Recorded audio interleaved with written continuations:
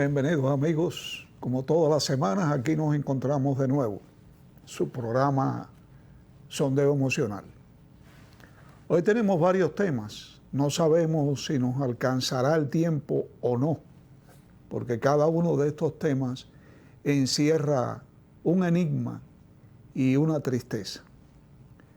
Por ejemplo, vamos a tratar de hacer un cierre al caso de Orlando Jorge Mera. La semana pasada comenzamos a hablar sin saber siquiera que se estaba realizando el juicio en ese momento. No pudimos terminar. Hoy trataremos de, en una forma lo más explícita posible, poder terminar con el caso. Vamos a hablar sobre el caso de Haití. Ahora resulta ser que el pueblo cansado de sufrir por estas bandas asesinas que ocurren en el país, se han reunido y han salido a la calle a justiciarlos por sus propios medios. Vamos también a hablar sobre Cuba. Casi nunca se habla de Cuba en este país y tantas noticias que vienen de Cuba, noticias tristes. Vamos a hablar un poco de Cuba. Vamos a hablar también sobre, si nos alcanza el tiempo, sobre este descubrimiento que han hecho en los Estados Unidos sobre los manejos financieros de la familia Biden, donde toca a todo el mundo por igual. Y finalmente vamos a poner un mensaje y unas vistas, unas fotos de la marcha patriótica que se celebró este fin de semana en San Pedro de Macorís. Vamos también a celebrar el que el Instituto Duartiano de nuevo está en pie de lucha. Y así iremos avanzando poco a poco. Bien, en el programa pasado, cuando hablábamos de Orlando Jorge Mera y el asesinato, habíamos puesto el nombre de Carta Maldita al programa. Y lo hicimos con toda intención, porque esa carta tirada por un maldito, como fue su asesino, no podía ser otra cosa que una carta maldita. Y así fue. Trató de justificar que lo que había hecho había sido por puro compromiso y que lo había hecho en una forma involuntaria. En ese programa nosotros no pudimos terminar algunas de nuestras conclusiones o de nuestras ideas, de nuestras teorías, más que conclusiones. Y esta era que no he oído hablar de la posibilidad de una tercera persona envuelta en el asesinato de nuestro ministro. No he oído hablar a nadie sobre la posibilidad de que dentro del despacho de Orlando, de igual manera que había una puerta secreta o escondida, o póngale usted el nombre que usted quiera, podía haber para salir el ministro y para entrar, y que la misma puerta fue usada por el asesino para escaparse, pudo haber entrado otra persona por esa puerta y haber participado en este asesinato. Todo esto son ideas. Ninguno de nosotros tiene la convicción de que así fue, ni tampoco estamos diciendo de que esto ocurrió de esta manera. Sencillamente estamos lanzando todas estas teorías y todos estos pensamientos porque el origen de nuestro programa es demostrar que si hoy Orlando Jorge Mera está muerto, es precisamente porque se violaron los controles de seguridad. Esa es nuestra única intención. Y eso que le sirva a todos los funcionarios de este país. Porque de igual manera que se violaron en el caso de Orlando, estamos seguros por la conversación que hemos tenido con los militares y con altos oficiales del país, en que esto a diario ocurre por el temor a enfrentarse a quienes ellos están custodiando. Entonces, esa otra teoría existe. Existe la teoría y parte de esto está en las redes, ustedes lo pueden ver con la entrevista que le hace Somos Pueblo al abogado de la familia, de que él dice que el asesino escapa por esa puerta secreta, que llega a algún lugar, pero que como cuando sintieron los disparos, se movilizaron todo el mundo dentro del ministerio y cerraron las puertas de acceso a la calle con una rapidez increíble, una rapidez que asombra, porque esa no fue la rapidez que se demostró cuando sonó el primer disparo. Cuando sonó el primer disparo, debía haber habido esa rapidez. Y sin embargo, no fue así. El asesino tuvo la oportunidad de disparar 13 veces. Sin embargo, cuando se escapa, cuando ya terminan los disparos, se moviliza a todo el mundo y cierran las puertas de salida. Y el abogado, en esta entrevista de Somos Pueblo, relata que fue tan rápido todo que el asesino no le dio la oportunidad de irse en su vehículo, pero que se fue en un motor. Óigame, vamos a pensar, se forma un tiroteo. Todo el mundo en el palacio, en el ministerio, lo escucha. Se moviliza la guardia. Se corre para aquí, se corre para allá, se mandan a cerrar las puertas. Todo esto toma un tiempecito. El individuo sale corriendo, llega al patio del ministerio y no puede salir porque ya están cerradas las puertas. No puede sacar su vehículo. Ya el vehículo de él no puede salir por las puertas, pero se encuentra un motor. ¡Qué suerte! Se monta en el motor y este es el motor que aparentemente lo saca del ministerio. Eso es lo que yo entendí. Yo no sé si ustedes entendieron lo mismo, pero está en las redes. Se lleva, es muy difícil que después de esa corre que se formó después de los disparos y de toda esa alarma, un motorista vaya a llevarse a nadie tranquilo, y más un individuo que sale, que debe haber estado nervioso, de alguna forma tiene que haber expresado su ansiedad, y lo monta como si fuera un pasajero con corriente y se lo lleva, y lo logra sacar del patio del ministerio. Ahora yo pregunto,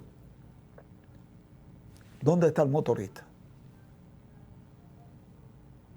El motorista fue identificado, fue interrogado.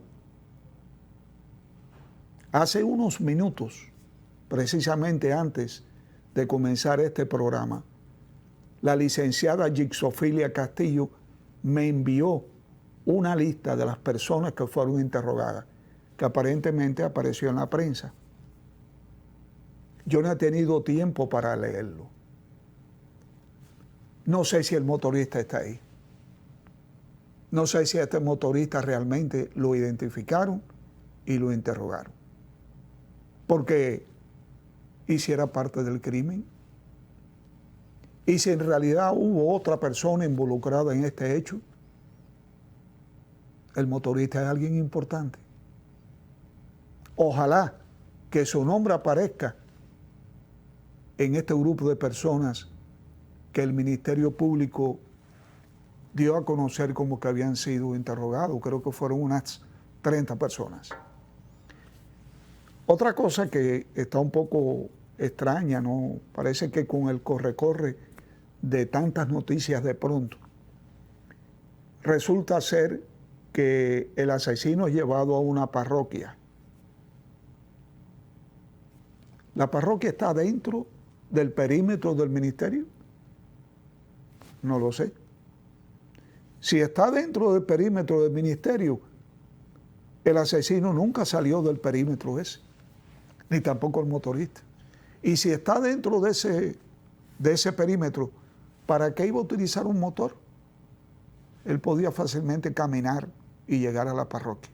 Ahora, si la parroquia está fuera del perímetro del ministerio, Eso quiere decir que hubo un motorista, que el motorista lo sacó del área y lo llevó a esa parroquia. Algo tuvieron que hablar en el camino.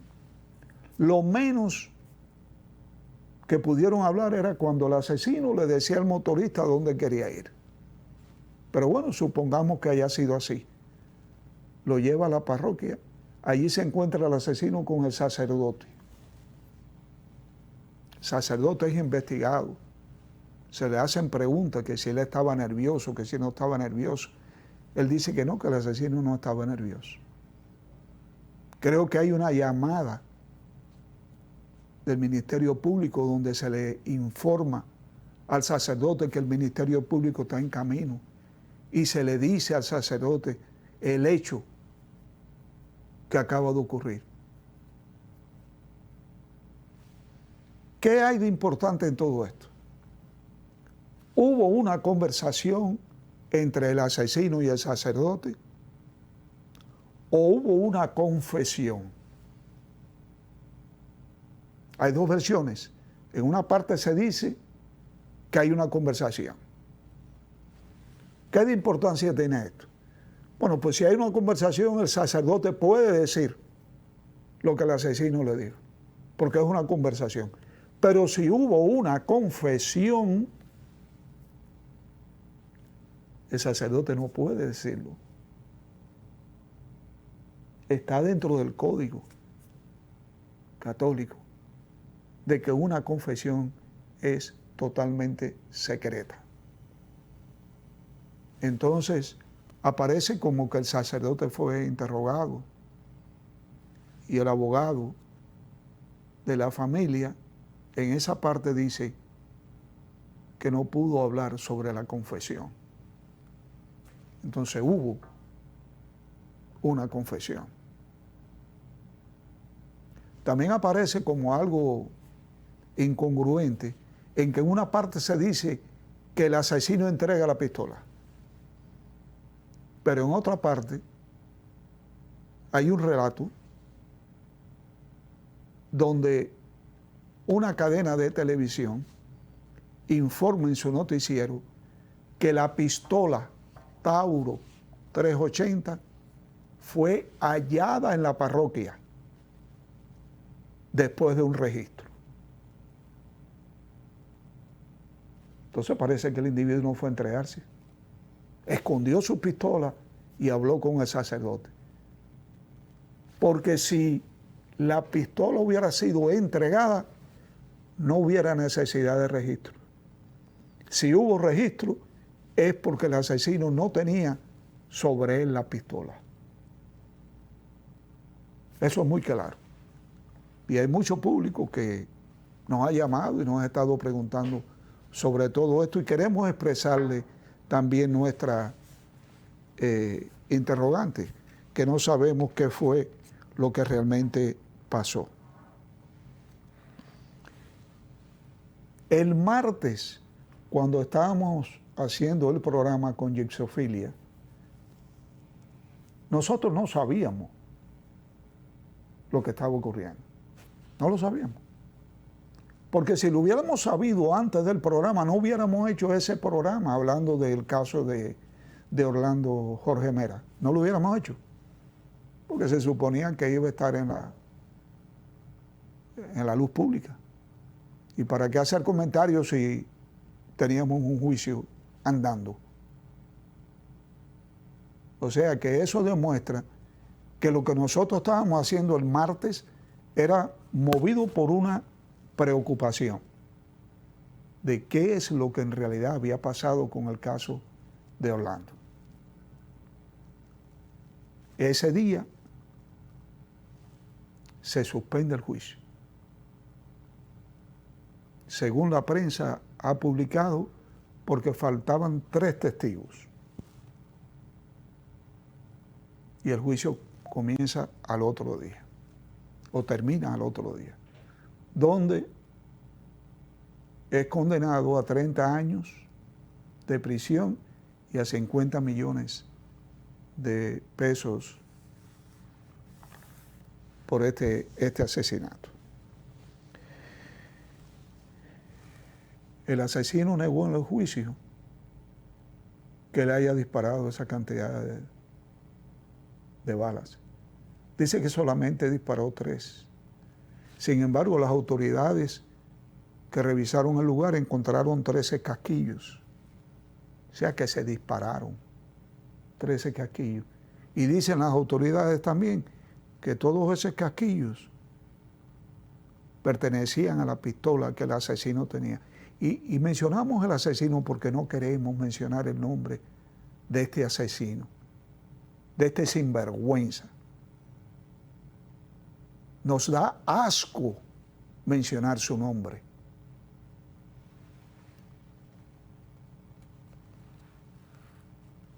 Entonces, ¿qué es lo que nos queda de esto?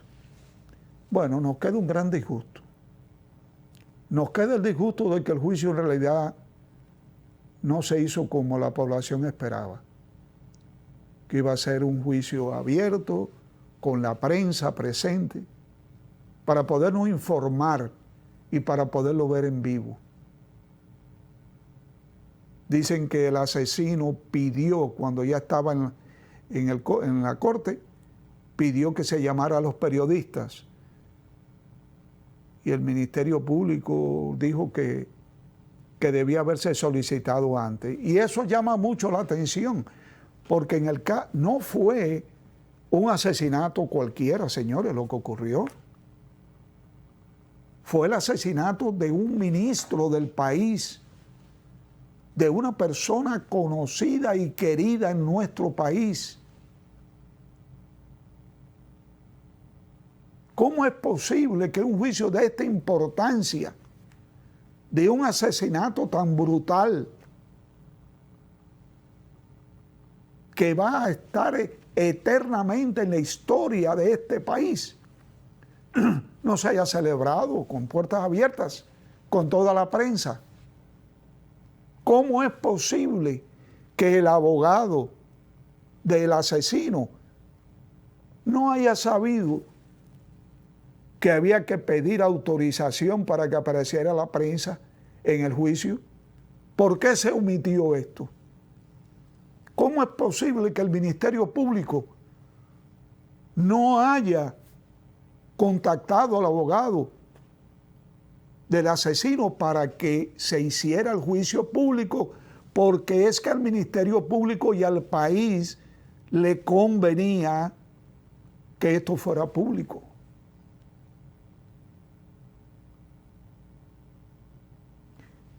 Y ustedes pueden estar pensando por qué yo aún, después de varios días de haber terminado este proceso, de haber terminado la parte judicial, yo vuelvo a hablar de esto. Bueno, vuelvo a hablar de esto y hablaré siempre. Porque independientemente que era nuestro ministro, porque estaba en funciones y era el ministro de Medio Ambiente de todos los dominicanos, en esos momentos, Orlando y yo teníamos una bonita relación de amistad. Y me duele mucho.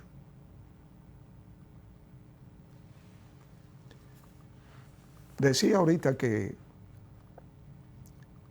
se había terminado la parte judicial, pero ahora queda la parte del dolor para toda la familia de Jorge. Un dolor eterno que no se nos va a quitar nunca. Y con el tiempo irán saliendo nuevas teorías. Porque pudo haber habido una conspiración. Esto me recuerda, el asunto de las balas y de las pistolas, me recuerda el caso de John F. Kennedy, donde después se averiguó y se supo que no había sido un solo asesino, que hubieron varios. No digo que el caso de Jorge haya sido el mismo, pero ¿cuántos de nosotros no lo habrá pensado?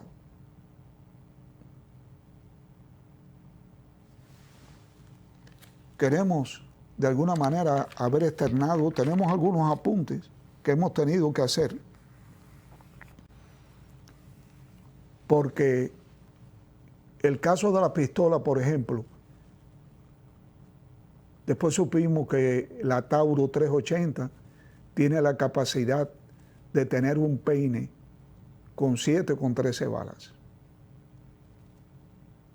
Y que si se dispara en ráfaga, se pueden disparar en cuestión de pocos segundos los 13 proyectiles. Pero si se dispara de una forma motora, ¿verdad?, apretando el gatillo, se podía demorar varios segundos, por lo menos 7 segundos. Y eso daba la facilidad de entrar y de averiguar y de haber impedido quizás ese tiro de gracia que el asesino le dio a Jorge cuando yacía en el piso. Señores, Orlando Jorge Mera está muerto porque fallaron los controles de seguridad. Todos. El mismo día antes de subir al 4º piso, al despacho de Orlando, este hombre tiene una discusión en la oficina de un oficial de apellido Cuervo,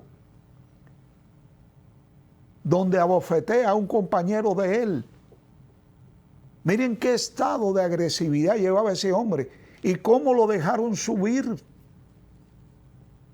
Cuando todo el mundo sabe que es un hombre violento, cuando todo el mundo debía saber de que portaba armas, o que usualmente portaba armas. ¿Cómo lo dejaron subir al 4º piso, al despacho del ministro? Dicen que el oficial Cuervo llamó desesperadamente a las secretarias de Orlando para decir en la forma en que iba este hombre hacia arriba, y solamente pudo hablar con una de ellas. Y él discutió con esta secretaria también. Y no obstante eso, le permitieron el acceso al despacho de Orlando. Y entró un oficial con él al despacho de Orlando, es verdad. Y quiso quedarse. Pero Orlando le dijo que no, que él iba a calmar a su amigo, que ellos eran hermanos. Entró al ministerio, posiblemente no pasó por los controles de seguridad, iba con una chaqueta, un hombre que nunca utilizaba chaqueta. Nadie se preguntó, qué raro que ande con chaqueta. Unos días antes, incluso, se sabe ahora de que este hombre le había dicho a alguien cercano al ministro de que lo iba a matar. Y no se dispararon las alarmas. Nadie tuvo en consideración en el momento del asesinato que este hombre había vaticinado la muerte de Orlando. Son cosas increíbles que ocurren. Y ese es el miedo famoso que nos decían los oficiales a nosotros,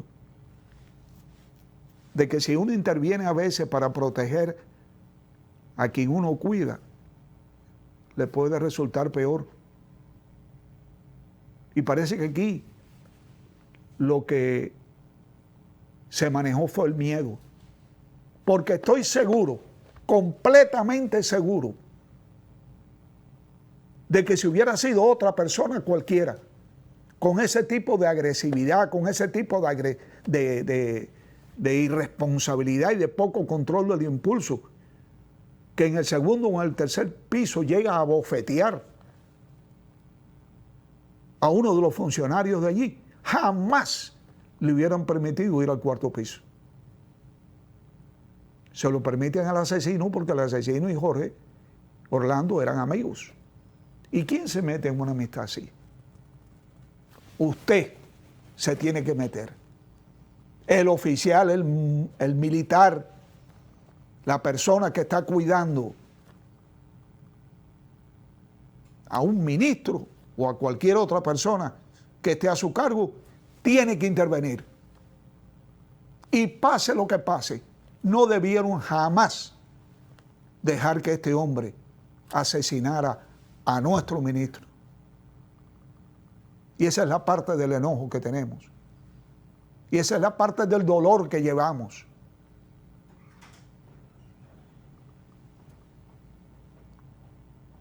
Orlando está muerto porque aún el asesino dando señales de alarma